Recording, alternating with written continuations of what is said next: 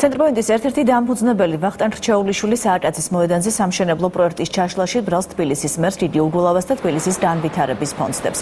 ის თანახმა ამ საქმესთან დაკავშირებით სასამართლო პროცესი გაიმართოს. რჩეულიშვილის განცხადებით, კარგი იქნება თუ სასამართლო გამოიძიებს, რაში დაიხარჯა თბილისის განვითარების ფონდიდან გამოყოფილი 11 მილიონი ლარი. თბილისის განვითარების ფონდმა კომპანია ცენტრპოინტი ჯგუფის წინააღმდეგ სასამართლოს სარჩელით მიმართა.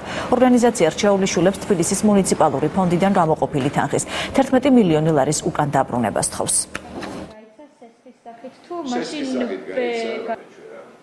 თბილისის განვითარების ფონდმა სარჩელით მიმართა სასამართლოს და მოითხოვა ШპС ოქტაგონ კაპიტალის მიერ, რომელიც თავის მხრივ წარმოადგენს ШპС ცენტრპოინტთან დაკავშირებულ კომპანიას, იმ თანხის უკან დაბრუნება, რომელიც მან 2011 წელს სესხის სახით მიიღო თბილისის განვითარების ფონდისაგან და დღემდე ეს თანხა უკან არ არის დაბრუნებული. პირდაპირ ვადანაშაულებთ უგულავას ჩვენ და მის განვითარების ფონდს საგაზეს მოედანზე სამშენებლო პროექტის შაშლამდე მიყვანაზე, იმიტომ რომ პირველი 4000 კვადრატული მეტრი უკვე გაყიდული ჩამოეჭრა უგულავას მიერ და ამან მიაყენა 4 მილიონი დოლარის ზარალი ობიექტს. ამიტომაც ჩვენ ძალიან დიდი სიამოვნებით გავცემთ ყველა შეკითხვას პასუხს, რაც წამოეჭრება პრესას და